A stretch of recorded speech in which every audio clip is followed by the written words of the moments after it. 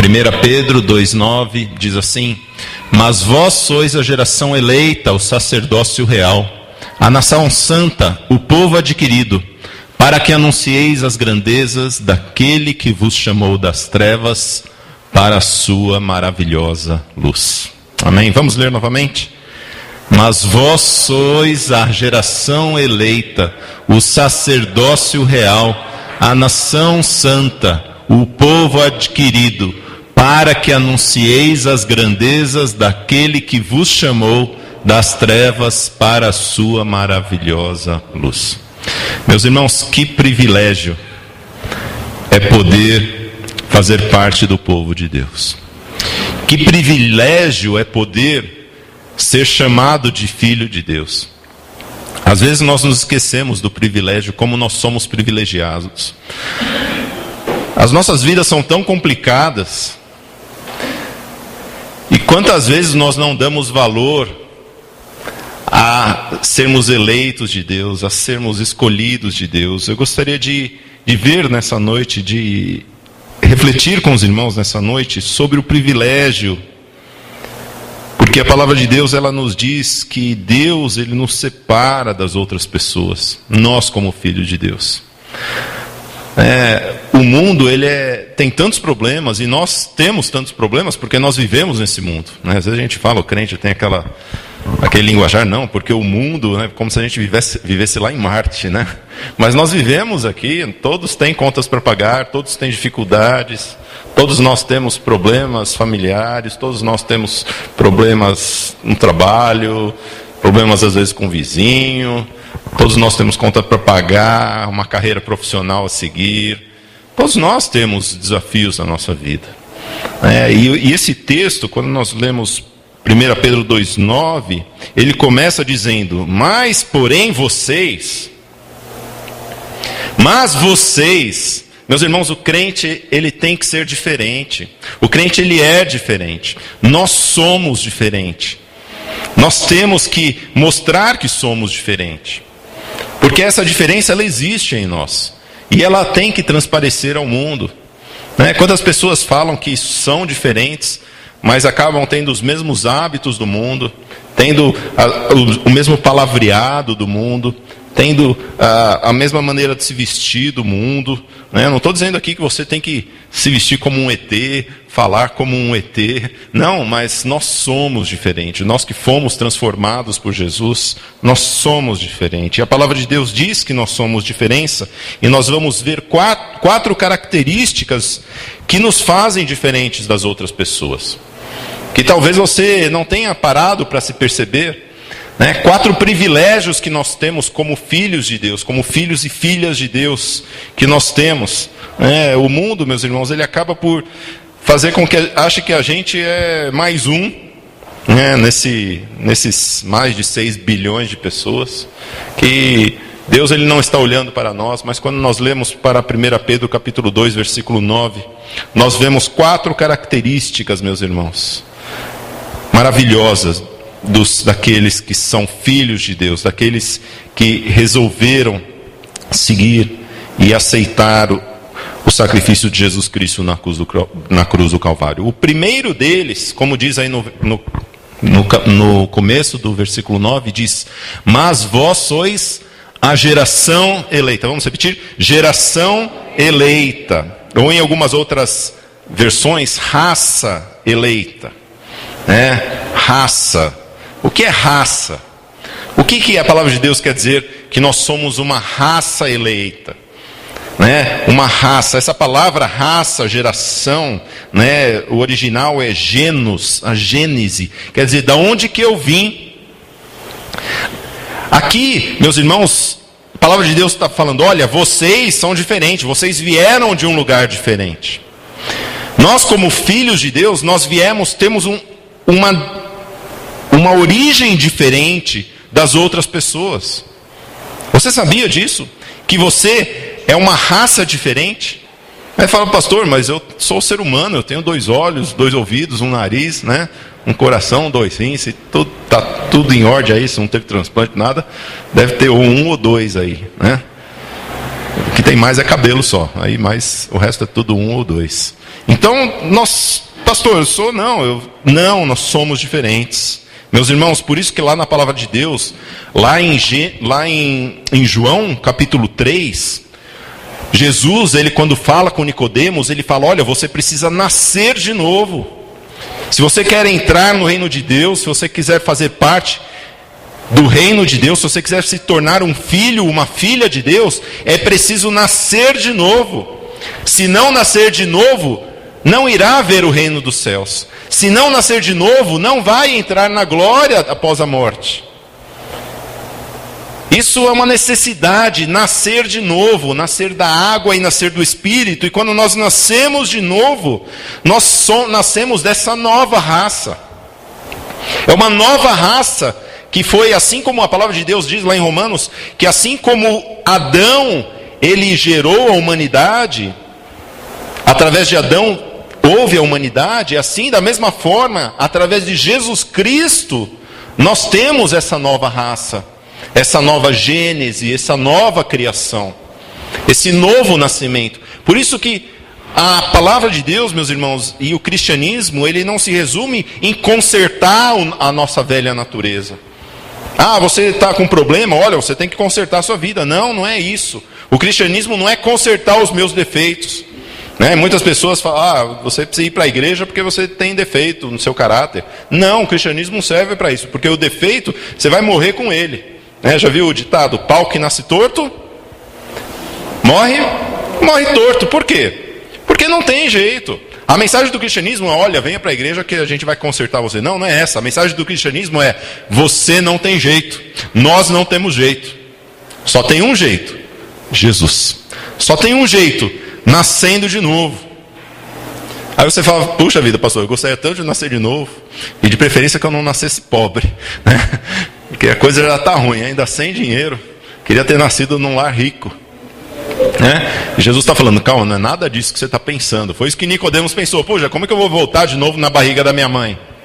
Jesus falou, não é nada disso. É preciso nascer do Espírito de Deus. E como que faz para nascer do Espírito de Deus? Olha, João capítulo 1, versículo 12, a todos quantos o receberam, deu-lhes o poder, o privilégio de serem feitos o quê? Filhos de Deus, de nascerem de Deus, de terem esse novo nascimento.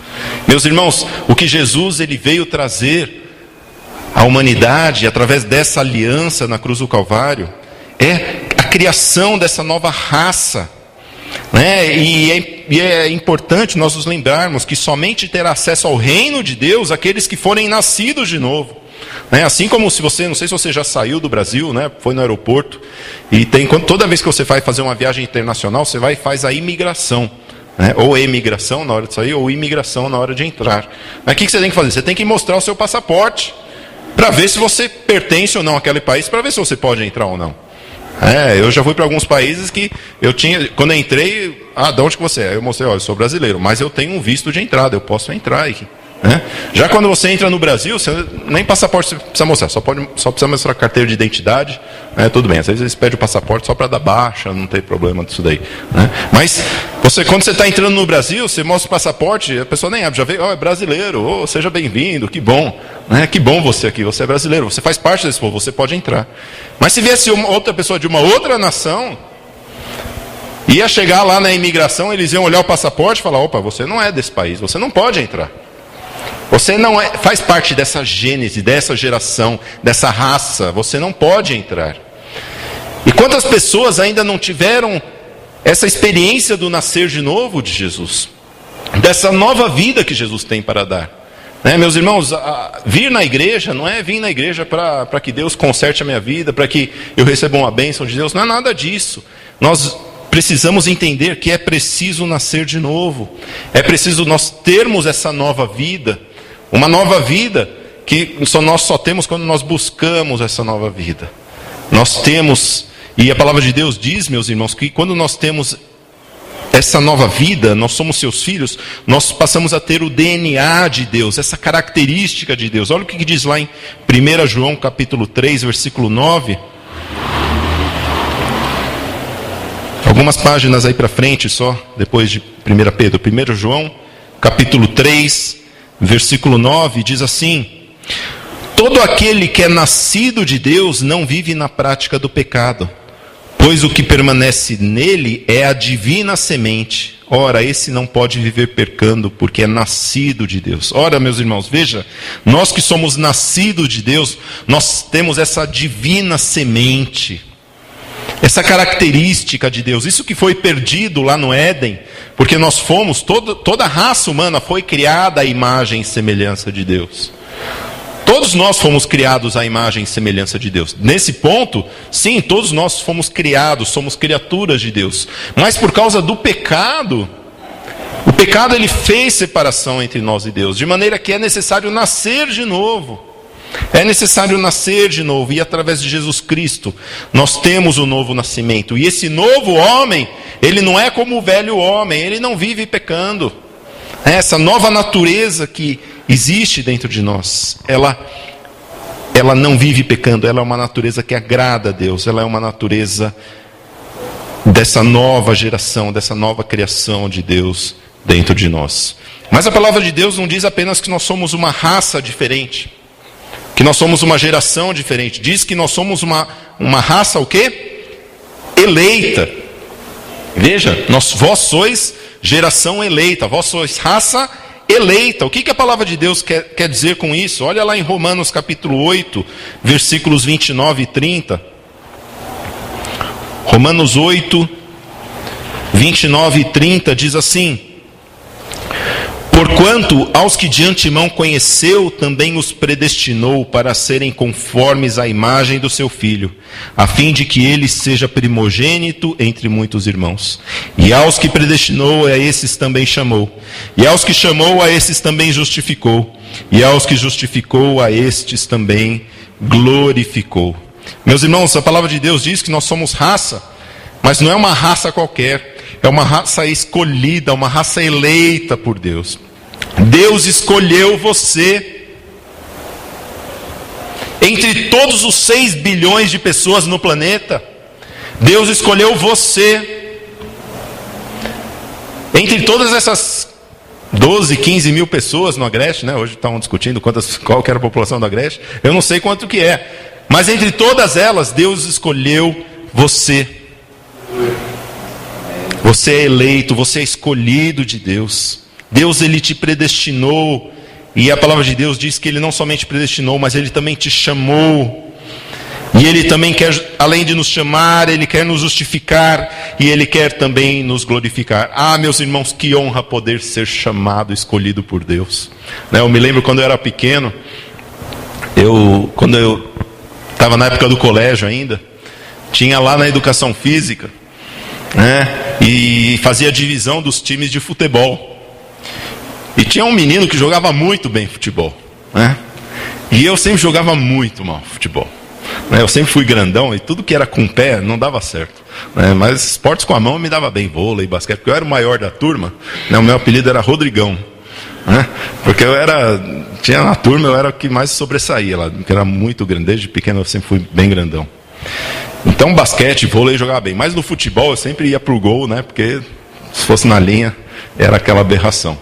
Mas eu sempre ficava esperando, que aquele amigo meu que jogava bem, que ele sempre me escolhesse, E às vezes, tinha vezes que às vezes ele me escolhia. Ah, como eu ficava feliz, que honra poder jogar. Eu sei que eu vou ganhar, porque ele ganhava todas, Então sempre quando ele jogava, ele ganhava. Como era legal poder ser escolhido no time que ia ganhar. E meus irmãos, que honra é poder ser escolhido do Senhor. Que honra é poder fazer parte dessa raça. Você foi escolhido. Meus irmãos, não deixe o mundo dizer outra coisa. Não deixe os problemas falar outra coisa. Quando o seu coração se entristecer, lembre-se que você foi escolhido de Deus. Você não é uma pessoa qualquer. Nós não somos pessoas qualquer. Nós somos uma raça escolhida do Senhor. Nós nascemos de novo. E o Filho de Deus, ele foi chamado de Deus. E não foi chamado apenas por ser chamado. Ele foi chamado com um propósito. Para ser justificado. E para que em nós se manifeste a glória de Deus. Para que Deus ele seja glorificado através das nossas vidas. Nós somos a raça eleita. Nós somos criação eleita do Senhor. Mas existe um outro privilégio de ser filho de Deus. Veja, Nós não somos apenas raça eleita, nós somos o quê? Sacerdócio real. Sacerdócio real. Essa palavra sacerdote, a gente sempre ouve, dizer, olha na Bíblia, ou já ouviu falar, essa palavra sacerdote. Essa palavra sacerdote é uma palavra que ela vem, a origem dela é sacer, que é sacro, santo, e dote, de date, de dar. Então, ou seja, é o santo que dá alguma coisa. É uma pessoa separada para dar alguma coisa. Imagine que, vamos supor que nós vamos dar um presente ou vamos dar uma mensagem para alguém. Aqui, nós temos aqui um grupo de pessoas. Vamos escolher alguém, vamos separar alguém, escolher alguém, para que leve essa mensagem, leve esse presente para alguém. Isso é sacerdote. É alguém escolhido no meio para que possa levar, fazer algo em nome de algumas outras pessoas. Isso é o sacerdote. É diferente, e o sacerdote, quando nós vemos na palavra de Deus, ele é aquele que representa um povo diante de Deus. O sacerdote era aquele, tinha todo o povo lá, tinha todo o povo de Israel e tinha alguns sacerdotes. Eles eram quem representavam o povo diante de Deus. Na hora de fazer o sacrifício, não precisava ir todo mundo fazer o sacrifício. Apenas o sacerdote fazia o sacrifício e Deus aceitava como se fosse de toda a nação. Por isso a importância do sacerdócio, diferente do profeta. O profeta, ele é o contrário do sacerdote. O sacerdote, ele representa o povo diante de Deus. O profeta, ao contrário, o profeta, ele representa Deus diante do povo. Ele fala em nome de Deus. O sacerdote fala em nome do povo. O profeta falava em nome de Deus. Mas e a palavra de Deus fala que nós somos sacerdotes. Ou seja, nós representamos alguém diante de Deus. Nós somos representantes de toda a raça humana diante de Deus. Nós como filhos de Deus. É como, imagine que você é o capitão do time. No futebol isso daí é bem comum. Não sei se você já viu lá no jogo de futebol, que existe entre os 11 jogadores, um tem uma braçadeira diferente. É a braçadeira de capitão. O que quer dizer isso? Quer dizer que só ele pode falar com o juiz. Os outros jogadores, se falarem com o juiz, levam cartão amarelo. Mas o capitão pode falar com o juiz. Ele tem o direito de reclamar, de poder falar alguma coisa. Ele representa o time diante do juiz. Assim, meus irmãos, somos nós. Nós somos representantes da nossa família, representantes do nosso bairro, diante de Deus. Deus, quando Ele olha aqui para o nosso bairro, Ele não olha para o bairro inteiro, Ele olha para quem? Para o representante. Não, eu quero falar com o capitão, eu quero falar com o representante. Por isso que faz todo sentido, quando nós refletimos no domingo passado, o 2 Crônicas 7,14, que diz o quê? Que se o meu povo, que se chama pelo meu nome, se humilhar e orar e buscar a minha face e se converter dos seus maus caminhos, então eu ouvirei do céu, perdoarei os seus pecados e sararei a sua terra. Lembra que eu falei isso daí? Quando que a nossa terra vai ser sarada? Não é quando toda a terra se converter, não. Quando o meu povo. Por que o meu povo?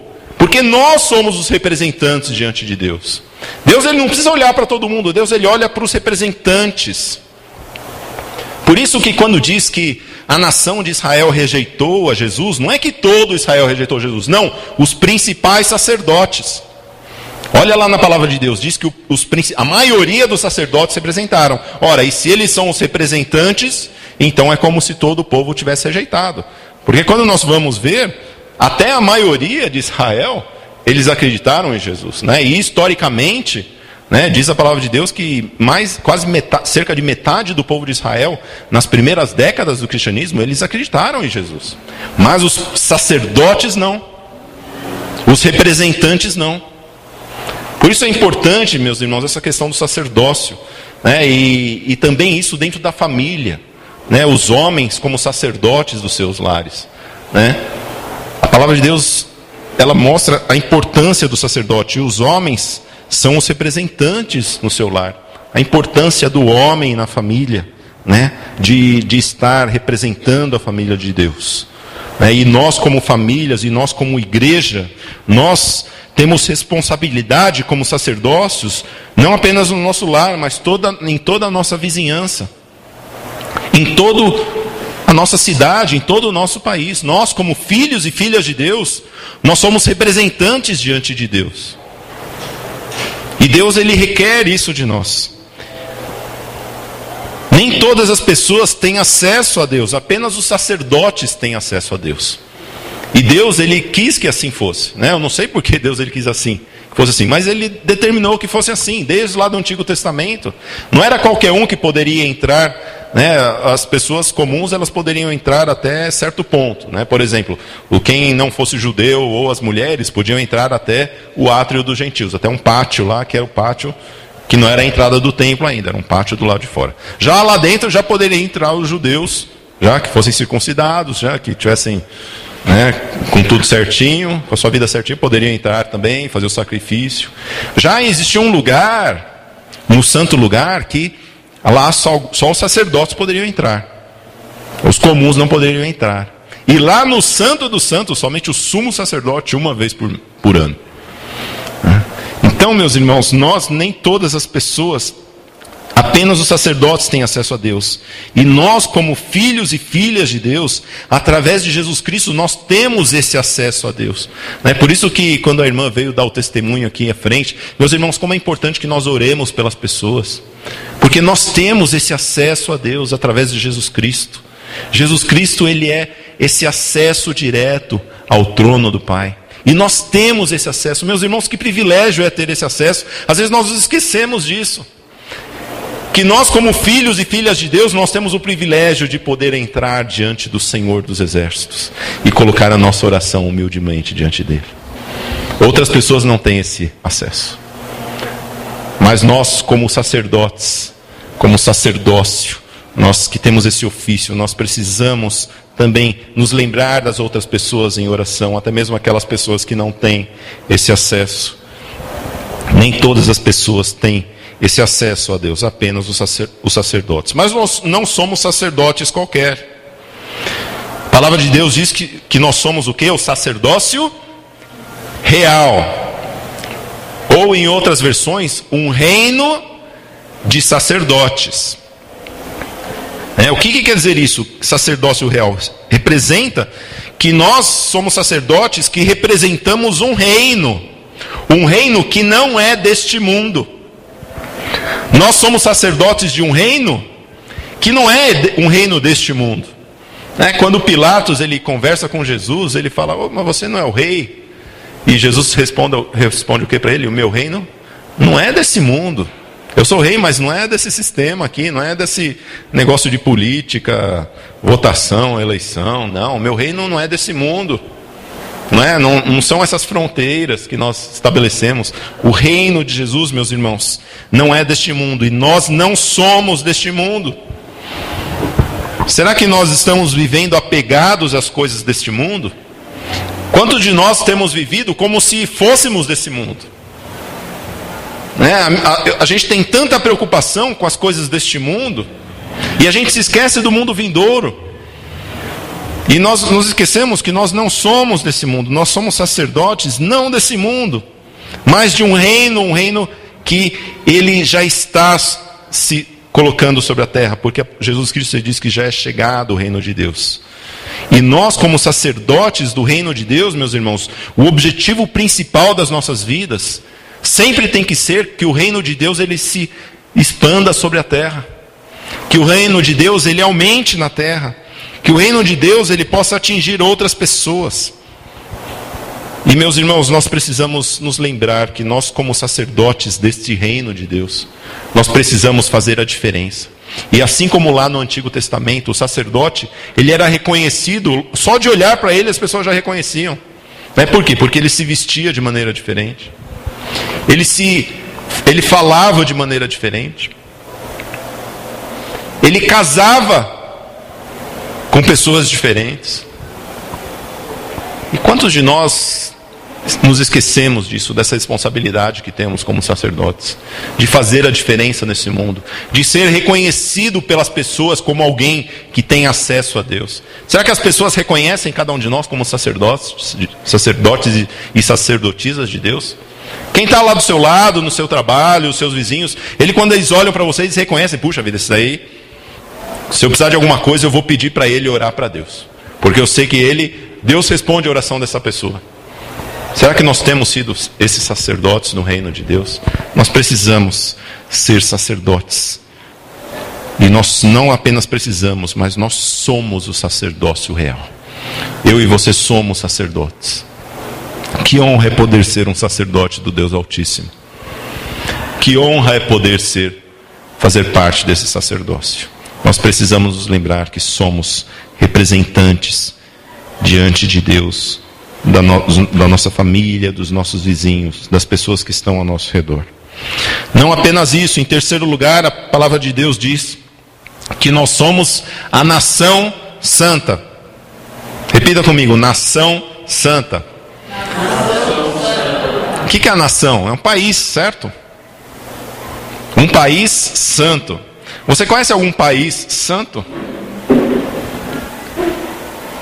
Aí você começa a imaginar: bom, pastor, eu conheço um que não é, que é o Brasil, porque tanta corrupção,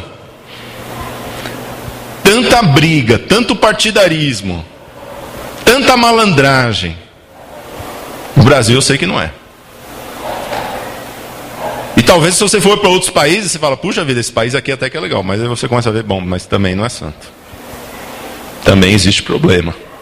Também, aí você vai nas nações mais ricas, talvez esse aqui seja santo, porque você olha, só tem carrão, tudo bonitão. Você vai lá nos Estados Unidos, aquelas ruas largas, avenida, aqueles carros, só tem carro automático, né? Carro do ano, coisa chique.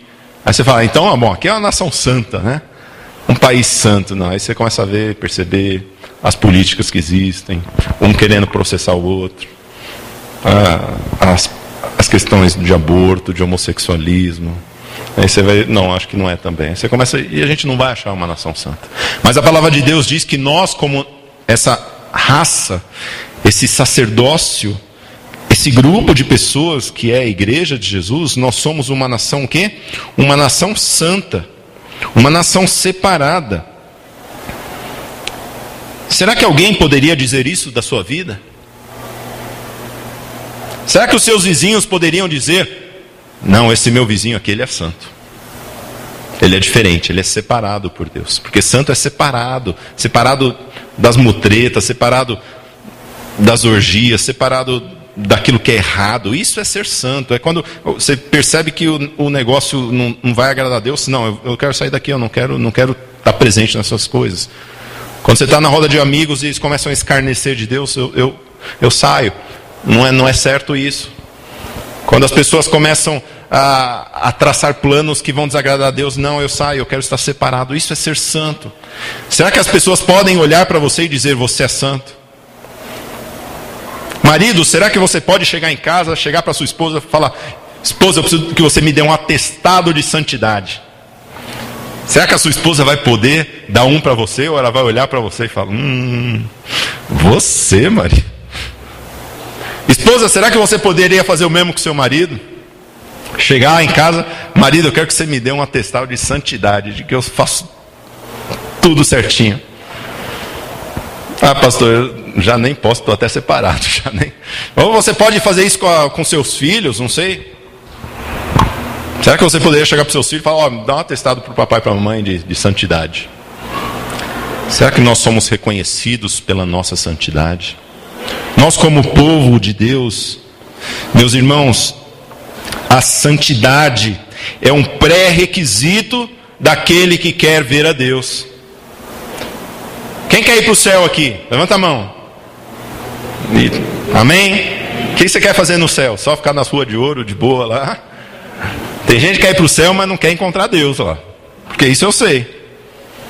A pessoa quer ir para o céu, mas não quer ir para o céu, ela quer fugir do inferno. Ela não quer ir para o céu porque Deus está lá. Ela quer ir para o céu porque quer fugir do inferno, não quer ficar queimando no fogo e enxofre, onde existe choro e ranger de dentes. Ela não quer aquilo, ela sabe o que ela não quer. Por isso ela diz, eu quero ir para o céu. Mas o céu é onde está a presença gloriosa de Deus. E será que nós, quando formos ao céu, será que nós poderemos subsistir à presença santa, santa, santa do Senhor? Meus irmãos, a palavra de Deus diz que sem santificação ninguém verá a Deus. Nós somos nação santa, nação separada. Nós vemos vários casos na Bíblia, onde diz, por exemplo, os sacerdotes Ofni e Finéias, os filhos de Eli, aliás, os filhos de Samuel, né, lá em 1 Samuel, do capítulo 2 até o capítulo 4, conta a história de Ofni e Finéias. E conta a história, meus irmãos, que eles eram sacerdotes de Deus, que eles eram separados, eles eram da família escolhida de Deus, mas eles não eram santos, eles não se santificavam. A palavra de Deus diz que quando o povo colocava as ofertas, eles iam lá e garfavam as ofertas, literalmente, passava o garfo, que era a oferta de carnes, né, para sacrifício, eles iam lá e garfavam para fazer o churrasco na casa deles. E a palavra de Deus diz que era mal os desígnios dele. Não apenas isso, mas diz que eles ficavam na porta do templo com as mulheres, ficavam lá com a mulherada, fazendo o que era errado. Eles não se santificavam. E meus irmãos, a palavra de Deus mostra, e não apenas mostra como foi horrível o fim deles, que morreram, mas também falam que eles não eram filhos de Deus, que eles eram filhos de Belial. Não existia santificação na vida deles, não existia separação. Também Nadab e Abiú, lá em Levíticos capítulo 10, versículos 1 a 3, diz que Nadab e Abiú, filhos de Arão, eles resolveram não trazer o fogo que Deus resolveram não fazer a queima do sacrifício como Deus tinha estabelecido. Diz a palavra de Deus que eles trouxeram um fogo estranho lá, né? Eles não acenderam do mesmo jeito, não fizeram como Deus estabeleceu. E a palavra de Deus diz que caiu fogo do céu, caiu fogo e consumiu eles. Olha o que diz lá. Vamos abrir todos Levítico, lá no comecinho da Bíblia. Levítico capítulo 10, versículos 1 a 3. Levítico capítulo 10, versículos 1 a 3. Diz assim: Nadab e Abiú, filhos de Arão, tomaram cada um o seu incensário e puseram neles fogo, e sobre este incenso e trouxeram fogo estranho perante a face do Senhor, o que lhes não ordenara. Então saiu fogo de diante do Senhor e os consumiu, e morreram perante o Senhor. E falou Moisés a Arão: isto é o que o Senhor disse: mostrarei a minha santidade naqueles que se chegam a mim, e serei glorificado diante de todo o povo. Porém Arão se calou. Veja, meus irmãos, que bênção é ser raça eleita de Deus. Amém? Que bênção é ser sacerdócio real. Como é bom poder ser escolhido de Deus, de poder ser alguém que pode entrar na presença de Deus. Mas não podemos entrar na presença de Deus Todo-Poderoso de qualquer maneira. É preciso haver santificação em nossas vidas. Não foi isso que aconteceu com Nadab e Abiú. Por isso que Moisés ele fala: mostrarei a minha santidade naqueles que se chegam a mim. É preciso haver santidade em nós que nos achegamos a Deus. Nós que todos os dias nos achegamos a Deus em oração. Nós que todos os dias nos achegamos a Deus através da adoração. Nós que nos achegamos a Deus através do culto ao Senhor. Nós precisamos mostrar a santificação em nossas vidas, meus irmãos. Ao mesmo tempo que nós temos esse privilégio de sermos esse povo escolhido de Deus, de sermos sacerdotes, de sermos os representantes da raça humana diante de Deus, temos também essa responsabilidade de sermos santos diante de Deus. A palavra de Deus diz: sede santos porque eu sou santo. Deus ele quer nos fazer como Ele. Lembra lá de Romanos capítulo 8, versículo 9, que nós lemos? Que Deus ele nos chamou para sermos o quê? Conforme a imagem do seu Filho. Nós precisamos ser como Jesus. Ser como Jesus, assim como Jesus foi santo, nós precisamos ser santos. Mas muitos não querem isso. Na hora de ser abençoado, Opa, eu sou filho de Deus.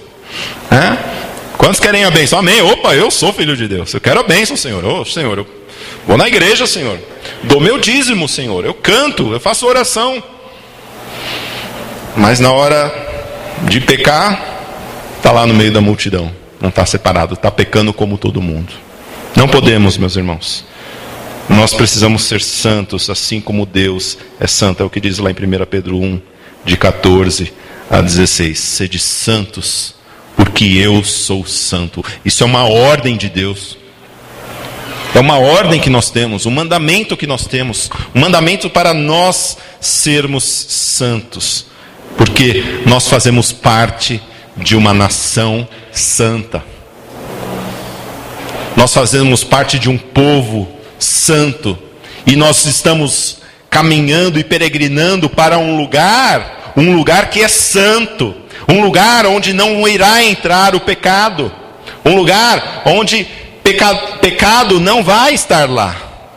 E não adianta a gente querer carregar esses pecados conosco. Ora, quanto antes possível, é melhor já se desvencilhar desses pecados. Quebrar as correntes com o pecado. Porque quando chegarmos lá diante de Deus, isso vai ficar. Isso irá ficar, porque nós somos uma nação santa. Estamos indo para um lugar que é santo. Meus irmãos, que honra é poder ser separado de Deus. Que honra é poder ser santo, chamado para nos santificar. É difícil isso. Isso requer anulação aos nossos desejos. Mas que honra é poder ser santo. Sabe por quê? Porque nós não fomos separados apenas por ser separados. Nós fomos separados para glorificar a Deus. A quarta e última característica do Filho de Deus diz que nós somos um povo adquirido. Um povo comprado. É isso que diz a palavra de Deus, que nós fomos comprados. E a palavra de Deus diz que nós fomos comprados por um alto preço. Que foi o preço do sangue de Jesus. E olha, meus irmãos, nunca deixe alguém falar o contrário para você, que você não vale nada. Que você não sabe fazer as coisas direito, que você não presta para nada. Olha, você foi comprado por um valor caro. Imagine que a seguinte situação. Coloque um preço na sua vida. Quanto que você vale?